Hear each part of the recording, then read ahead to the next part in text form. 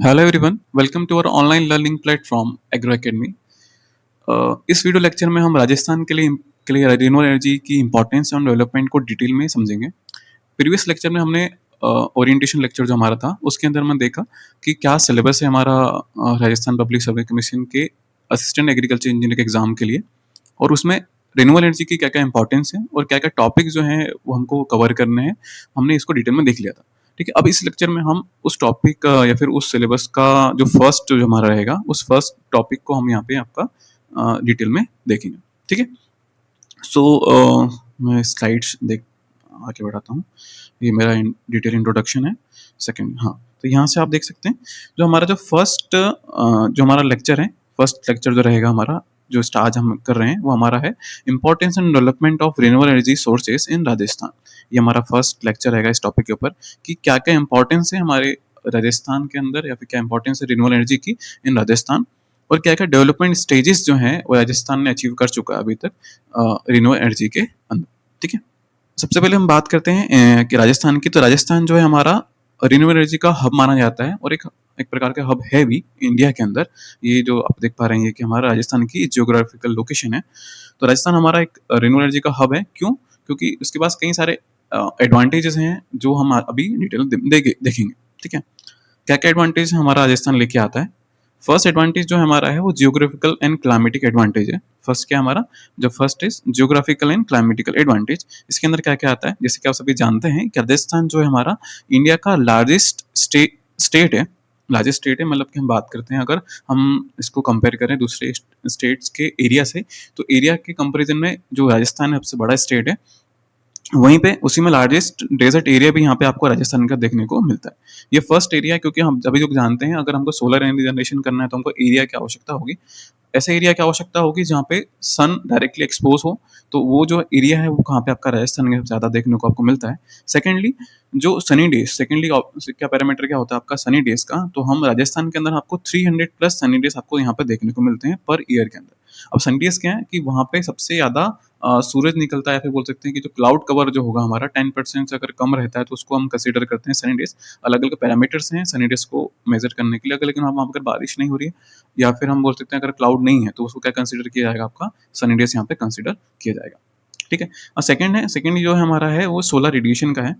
जो solar radiation की value जो है हमारी 6 to 7 kilowatt per hour per metre square per day है, जो इंडिया में सबसे ज़्यादा हाईएस्ट देखने को आपको यहाँ पे मिलती है।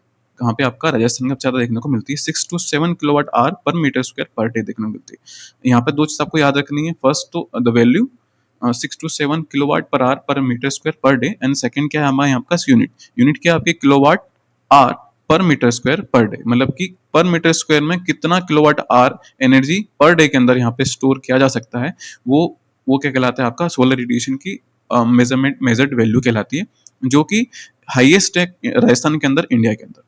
अब बात करते हैं इसके अलावा, इसका जो यहाँ ये दोनों जो चीज़ें हैं, ये दोनों हमारे लिए, अगर हमको सोलर एनर्जी का प्लांट अगर लगाना हो, या सोलर एनर्जी की हम बात करें, तो ये हम दोनों चीज़ें हमारे लिए बेस्ट साबित होती हैं, या फिर इस प्रकार का एक नेचुरल चॉइस यहाँ पे क्रिएट करती है किसको, राजस्थान को विंड सोलर एनर्जी जनरेशन के लिए। बात करें, अगर हम बात करें जैसलमेर, बाड़मेर, जो हमारे जो डिस्ट्रिक्ट्स हैं राजस्थान के, जैसलमेर, बाड़मेर, जोधपुर, यहाँ पर high speed of consistent wind चलती है। मतलब कि जो विंड है हमारा, विंड वो कहाँ में देखने को मिलता है, कंसिस्टेंट मिलता है, हाई स्पीड देखने को मिलता है कहाँ आपके, इन कुछ डिस्ट्रिक्ट्स के अंदर राजस्थान के अंदर, जो कि एक आइडियल कंडीशन बनाता है किसके लिए, आपका विंड एनर्जी जनरेशन के लिए आइडियल स्पीड आपको यहाँ पे बनाता है। जैसे कि सभी लोग जानते हैं कि अगर विंड मिल से अगर आपको क्या करना हो, एनर्जी जनरेशन करना हो, तो आपको एक मिनिमम रिक्वायर्ड स्पीड की आवश्यकता होगी। किस स्पीड की, विंड की एक मिनिमम स्पीड की रिक्वायर्ड होगी, जो कि जो होती है आपकी 10 किलोमीटर पर आवर। इस मिनिमम स्पीड की रिक्वायर्ड होती है। कई सारे बुक्स के 15 किलोमीटर पर आवर भी लिखा हुआ है, लेकिन अधिकतर बुक्स के अंदर 10 किलोमीटर पर आवर का यहाँ पे आपको वैल्यू देखने को मिलेगी। तो इतनी मिनिमम स्पीड क्या होनी चाहिए, आपकी होनी चाहिए विंड की, जो क्या कर सकेगी, आपका विंड मिल से एनर्जी को जनरेट कर पाएगी।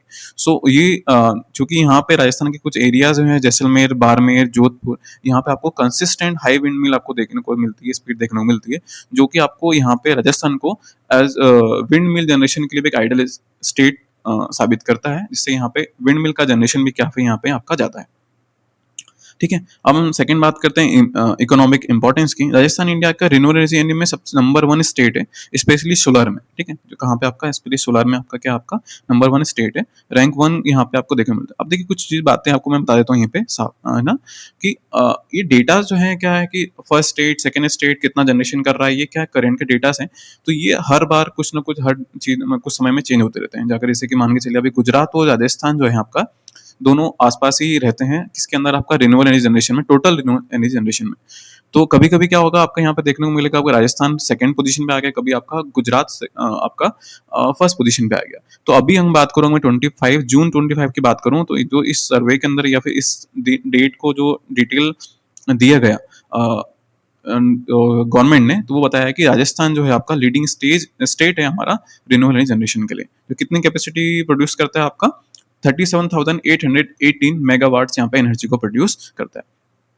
अब मेगावाट के बारे में जान लेते हैं। मेगावाट क्या होता है आपको, मेगा मतलब क्या, आपका 1 मिलियन वाट्स अगर यहाँ पे अगर आपका 1 मिलियन वाट अगर कोई जनरेट कर रहा है कोई चीज, तो वो क्या कहलाएगी आपका 1 मेगावाट आपका यहाँ पे कहलाएगा। सो ये क्या लिटरली क्या है आपका 1 मिलियन वाट्स को ही हम क्या कहेंगे, मेगावाट कहेंगे।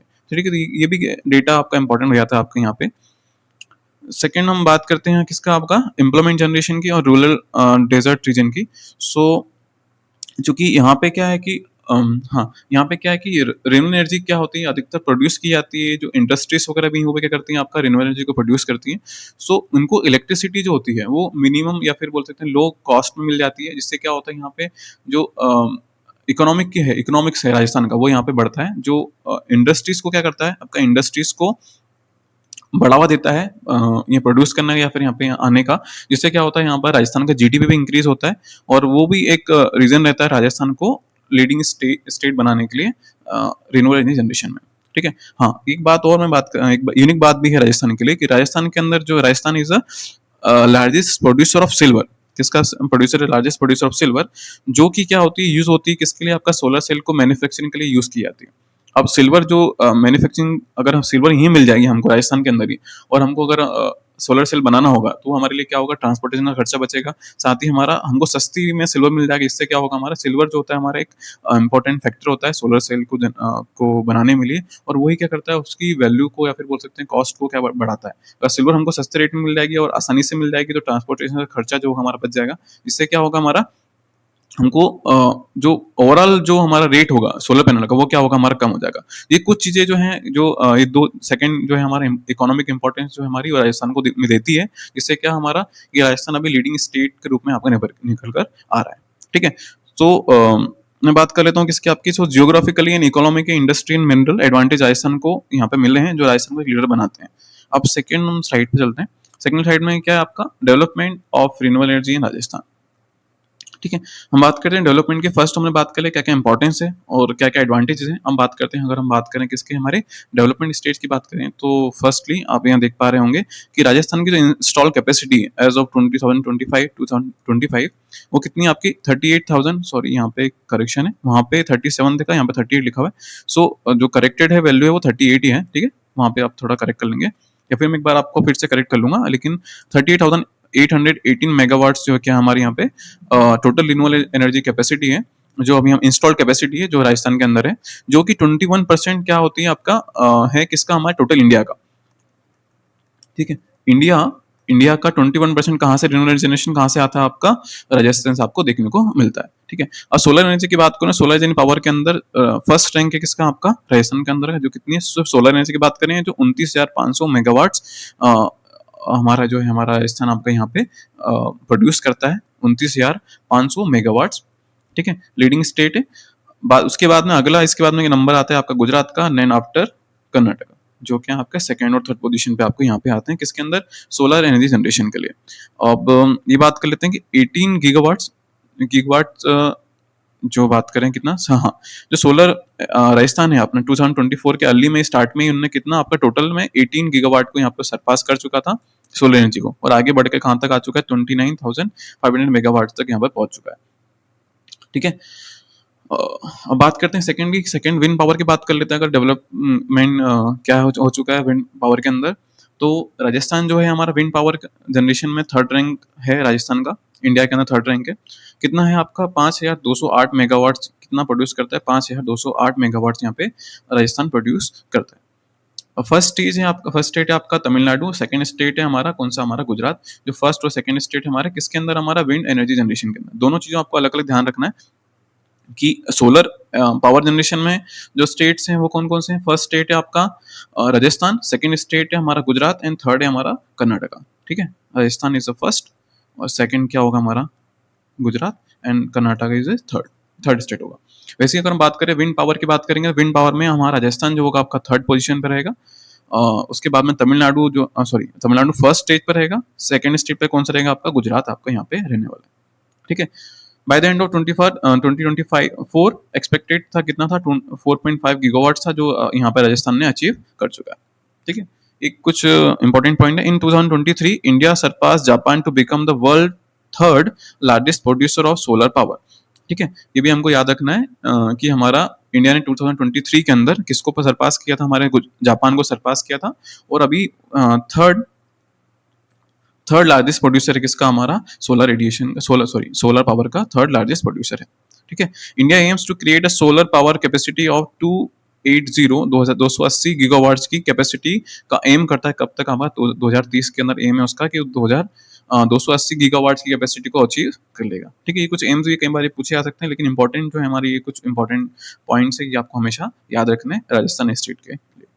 तो हम बात कर लेते हैं ग्रोथ ट्रेंड्स की। अगला क्या हमारा ग्रोथ ट्रेंड्स है, ग्रोथ ट्रेंड में क्या क्या आता है। Rajasthan registered the highest annual growth of 18.63 in renewable energy among all states. ठीक है, तो राजस्थान जो है हमारा हाईएस्ट ग्रोथ यहाँ पे आपको निकाल के देता है। राजस्थान का जो अगर हम बात करें प्रीवियस ईयर की, प्रीवियस ईयर राजस्थान ने जो भी जनरेशन किया था किसका आपका रिन्यूएबल एनर्जी का, उसमें कितना 18.63% क्या बढ़ा के आपका राजस्थान आपको यहाँ पे देता है। इससे क्या होगा यहाँ पे ग्रोथ ज़्यादा होगा, जिससे क्या होगा रिन्यूएबल एनर्जी जनरेशन भी क्या हुआ आपका यहाँ पे राजस्थान में ज़्यादा हुआ, जो कि राजस्थान को आगे आगे की ओर बढ़ा रहा है। ठीक है, हाईएस्ट एनुअल ग्रोथ रेट है यहाँ पे आपका। सेकंड क्या है आपका, अगर हम बात करें ग्रोथ ट्रेंड में अंदर पॉलिसी की बात करें, तो राजस्थान के अंदर की कई सारी पॉलिसीज हैं जो क्या बोलती हैं, राजस्थान को एक टारगेट देती हैं किसका, पर 90 गीगावाट का टारगेट देकर रखा हुआ है, जिसके अंदर रिन्यूएबल एनर्जी बाय टारगेट क्या आपका 90 गीगावाट का अचीव करने का टारगेट है। कब तक आपका 2030 मतलब 2030 तक का क्या आपका टारगेट है, किसको अचीव करने का, रिन्यूएबल एनर्जी जनरेशन कैपेसिटी को 90 गीगावाट्स तक करने का टारगेट यहाँ पे आपका मिला हुआ है। ठीक है, अगर मैं इसको दोनों को बाइफरकेट करने की कोशिश करना, अगर बाइफरकेट करता हूँ मैं अगर 90 गीगावाट के टारगेट को, तो 90 गीगावाट के टारगेट उन्होंने इस प्रकार बाइफरकेट करा हुआ है, कैसा किया हुआ है आपका 65 जो किया हुआ है आपका, किसको किया आपका 65 गीगावाट्स, वो किसको दिया आपका सोलर को दिया हुआ है।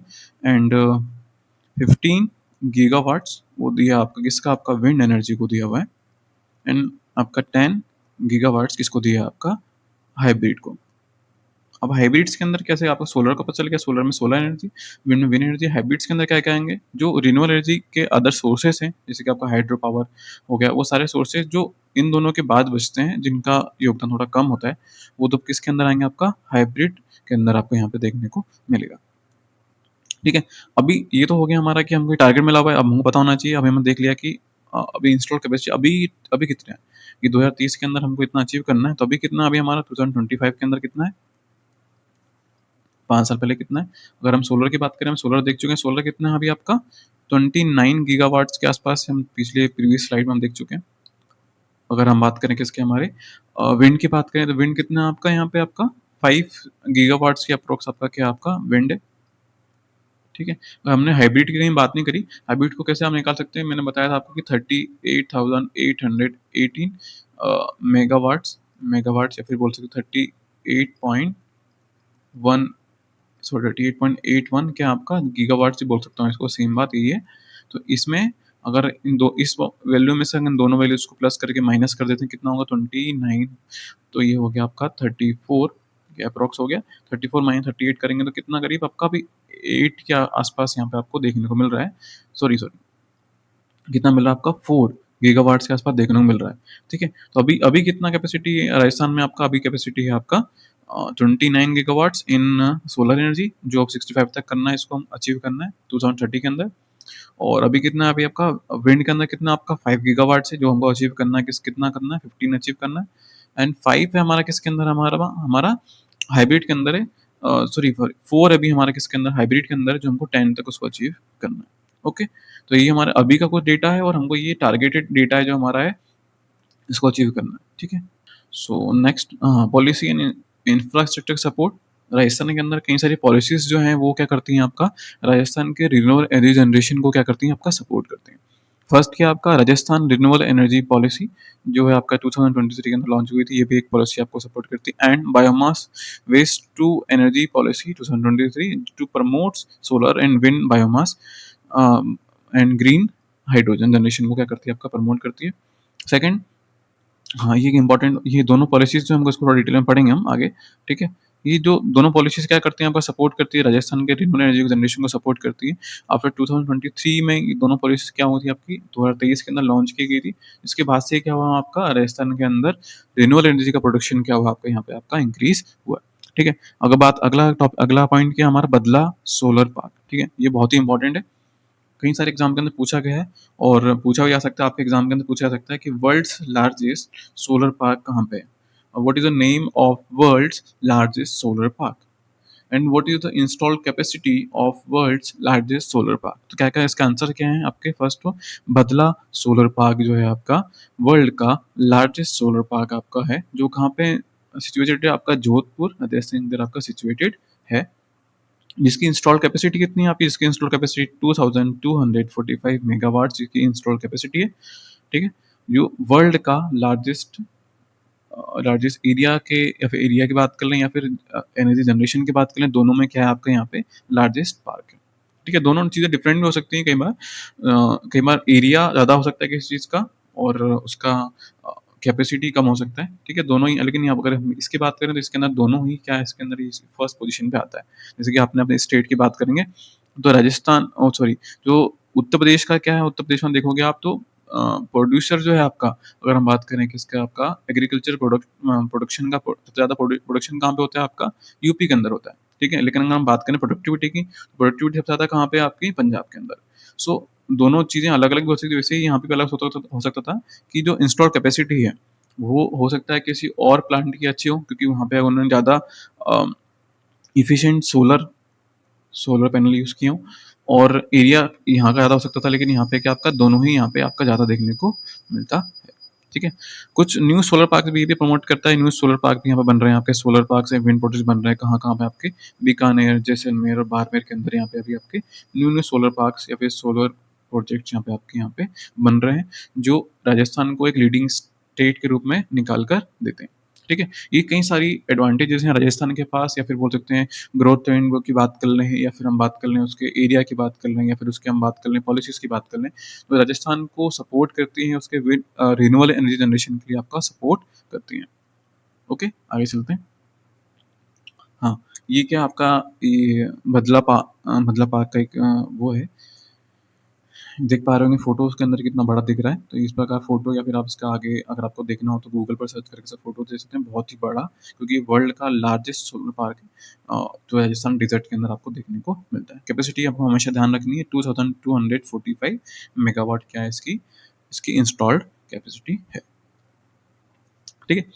एक इम्पॉर्टेंट चीज़ मैं बताना चाहूँगा आपको कि जो भी हम अभी आगे भी हम क्लासेस करेंगे या फिर चीज़ें करेंगे, तो उसमें हमको ध्यान ये रखना है कि हम थ्योरी तो कई सारी चीज़ें पढ़ेंगे, लेकिन हमारे लिए एग्ज़ाम के लिए कुछ जो डेटास हैं, कुछ क्वेश्चन बहुत इंपॉर्टेंट हैं। तो मैं अब आपको हर एक क्लास के अंदर आपको कुछ एग्ज़ाम ओरिएंटेड वन लाइनर्स आपको अलग से लिखवाऊँगा, जो आपको अलग से लिखना है, और जब आपको इसको रिपीट करेंगे या फिर इसको बोल सकते हैं इसकी रिविज़न करेंगे, तो आपको ये आपके लिए बहुत बेनिफिशियल साबित हो सकता है। ठीक है? तो कुछ वन लाइनर्स एग्जाम के लिए क्या क्या है हमारे, हम देख लेते हैं। First, Rajasthan rank in renewable energy capacity क्या है, ये क्वेश्चन आ सकता है, डायरेक्टली क्वेश्चन पूछ सकते हैं कि राजस्थान की रैंक क्या है रिन्यूएबल एनर्जी जनरेशन के लिए, आपकी कितनी, आपके अभी अभी करंट में कितनी आपकी फर्स्ट पोजीशन होल्ड करता है राजस्थान। ठीक है, ओके, कैपेसिटी कितनी है आपकी, 38,818 मेगावाट कैपेसिटी है।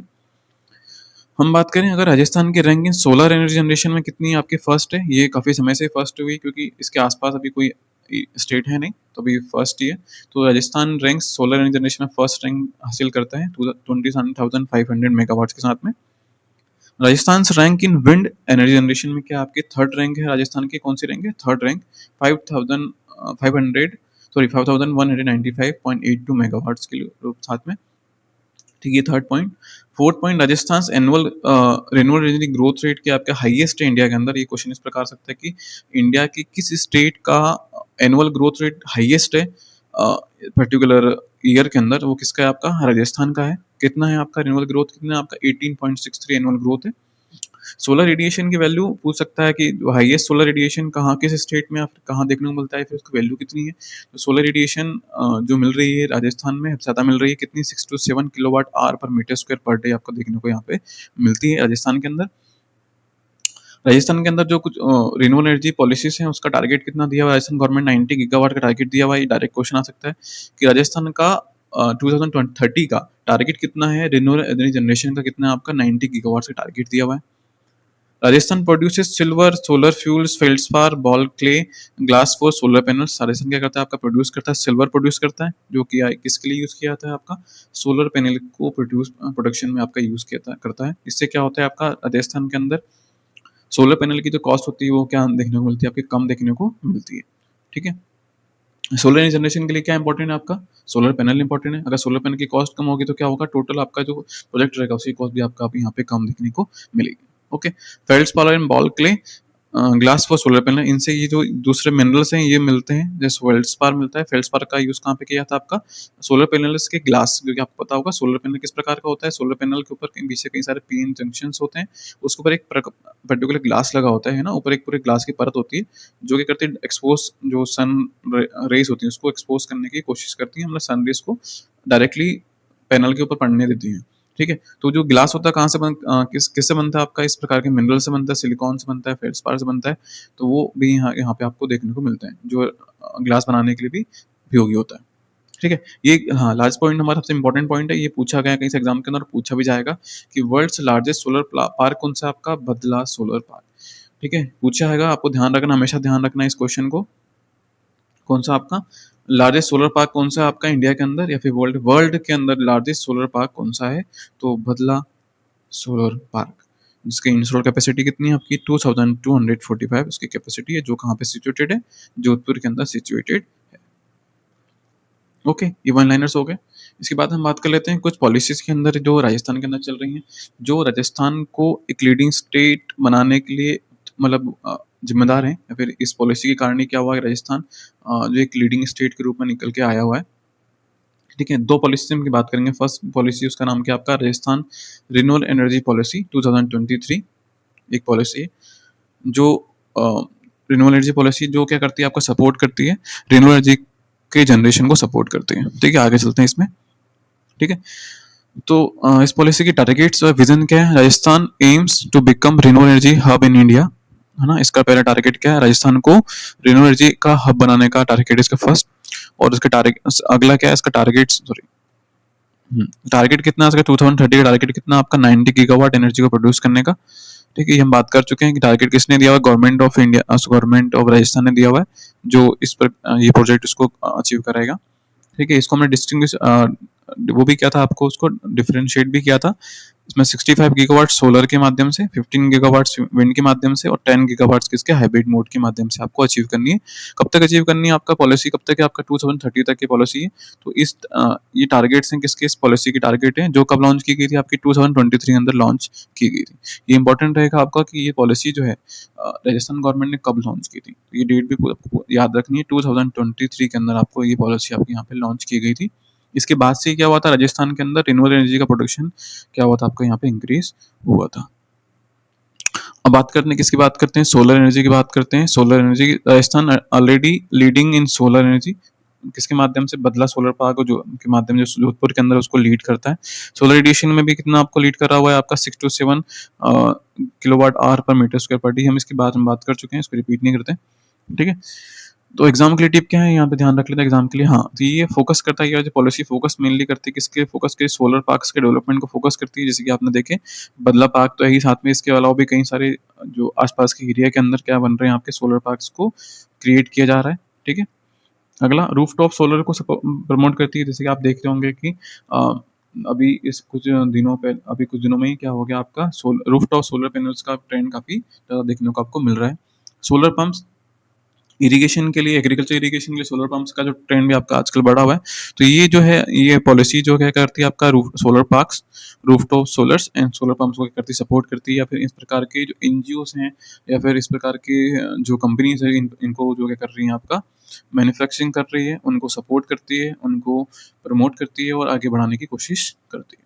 ठीक है, और कई सारी क्या बोल सकते हैं आपका स्कीम्स वगैरह निकाल लेके आती है, जो जिससे क्या होगा कि इनका प्रोडक्शन बढ़ेगा और परचेस भी क्या होगा इनका बढ़ेगा।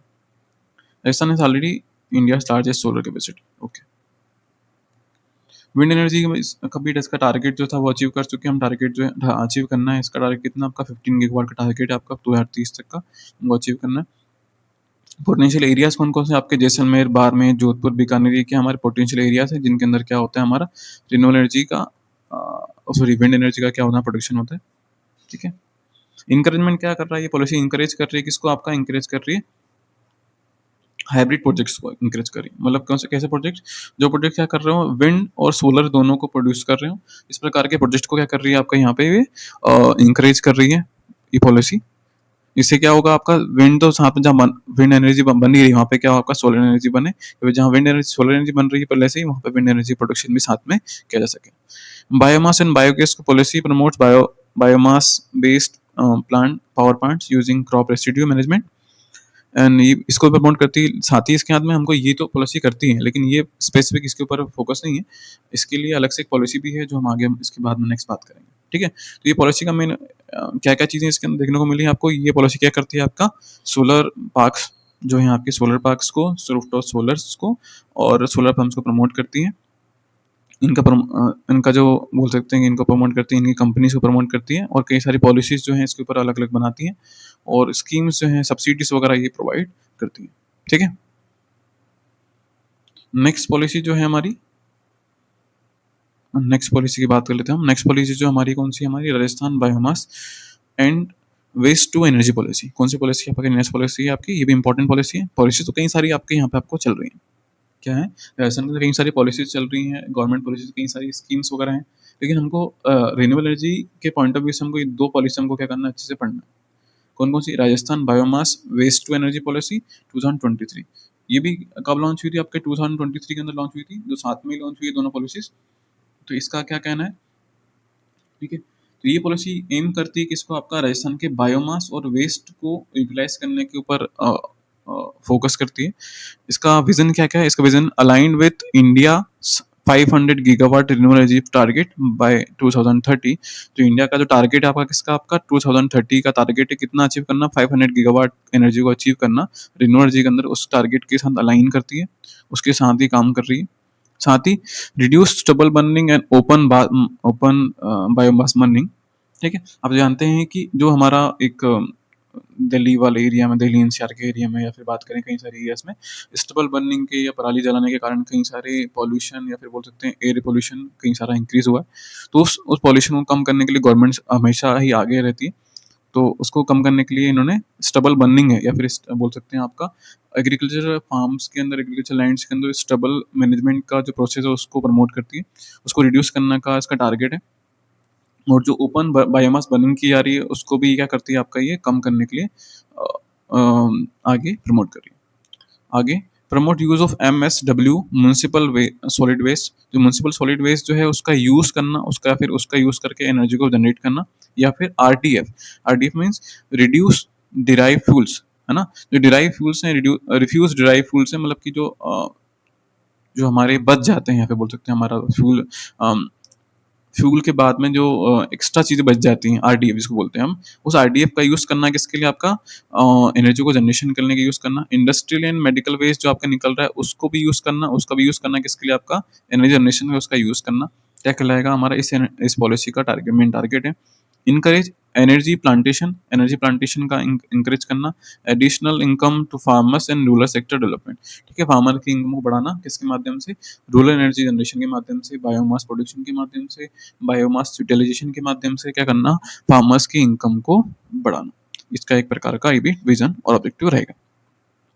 प्रोविजन क्या क्या है इसके अंदर, प्रोविजन बोलता है आपका ये state promotes biomass plant in को जनरेशन। क्या करता है आपका ये प्रमोट करता है कि इसको बायोमास प्लांट्स को क्रिएट करने का प्रमोट मतलब बनाने को प्रमोट करता है। Power can be used for captive use, third party scale और सॉली टू डिकॉम्स फुलफिल आरपीओ।